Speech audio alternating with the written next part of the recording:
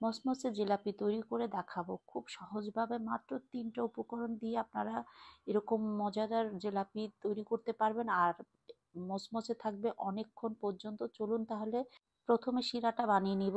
তার জন্য আমি 3 কাপ চিনি দিয়েছি। আমি পানির পরিমাণটা বলে দিচ্ছি। 3 কাপ চিনির সাথে 1 কাপ আর 4 টেবিল চামচ লাগবে পানি, আর 2টা এলাচ আর অরেঞ্জ ফুড কালার, এটা না দিলেও স্কিপ করতে পারেন।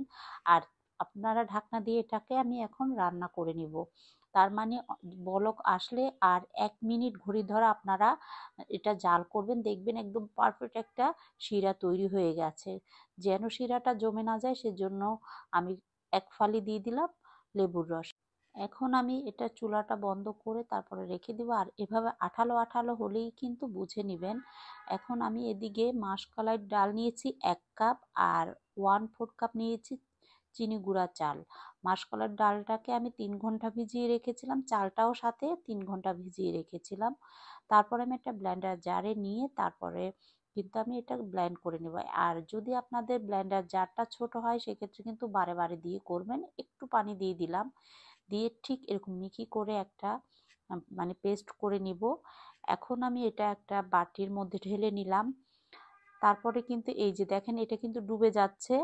এখন আমি হাত দিয়ে একদিকে ঘুরিয়ে ঘুরিয়ে আমি কিন্তু এটার ব্যাটারটারে প্রায় 8 থেকে 10 মিনিট ঘড়ি ধরে কিন্তু ফেটে নেবেন। এতে করে কিন্তু ফর্ম হয়ে যাবে আর আপনার জিলাপিটা একদম ফুলে উঠবে। এভাবে করে কিন্তু অবশ্যই করতে হবে। আর দেখবেন কালারটা চেঞ্জ হয়ে গেছে। এখন আমি পানির উপরে ফেললে এই যে দেখেন ভেসে উঠেছে। এখন আমি একটা পাইপিং ব্যাগ নিয়েছি, পাইপিং ব্যাগের মধ্যে এখন এই ব্যাটারটা মানে ঢুকিয়ে নিব। তারপরে একবার চিকন করে কাটলে চিকন রেশমি জিলাপি হবে। আর যদি একটু মোটা করে কাটেন সেক্ষেত্রে কিন্তু একটু মোটা হবে। আর আমি কিন্তু জিলাপির ব্যাচটা এত ভালো পারি না, তাই কেউ হাসবেন না প্লিজ। এভাবে করে কয়েকটা বানাতে বানাতে দেখবেন জিলাপি পেঁয়াজটা সুন্দর হয়ে যাবে। এই যে দেখেন আমি এখন এভাবে করে দিয়ে দিচ্ছি। এভাবে করে কিন্তু দিয়ে দিলে খুব সুন্দর হয়। আর দেখেন উল্টিয়ে পাল্টিয়ে চুলার আঁচটা মিডিয়াম আঁচে রেখেই কিন্তু এটা ভেজে নিতে হবে। আর একটা টিপস বলে দিচ্ছি, এখানে জিলাপিতে কখনো লবণ দিবেন না, এতে করে কিন্তু অনেকক্ষণ পর্যন্ত মচমচে থাকে না। আর এভাবে ভাজতে ভাজতে যখন দেখবেন যে প্রত্যেকটা জিলাপিতে বুট বুট করা বন্ধ হয়ে গেছে তখন কিন্তু বুঝে নিতে হবে যে এটা মানে হয়ে গেছে। এখন আমি যে শিরাটা করে রেখেছিলাম এটা কুসুম গরম আছে, এই অবস্থাতেই কিন্তু আমি শিরার মধ্যে দিয়ে দিলাম। দেখলেন তো কত সহজভাবে জিলাপিটা বানানো হয়ে যায়। আপনারা কিন্তু এই রোজার মধ্যে এটা ট্রাই করতে পারেন। আর রোজা ছাড়াও কিন্তু অনেকে আমরা জিলাপি খুব পছন্দ করি।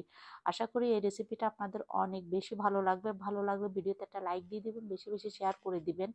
আর অবশ্যই শিরার থেকে উঠিয়ে কিন্তু যে কোনো একটা ঝুড়ির মধ্যে নিয়ে নিবেন যেন বাড়তি শিরাটা ঝরে যায়। অনেক বেশি ভালো থাকবেন।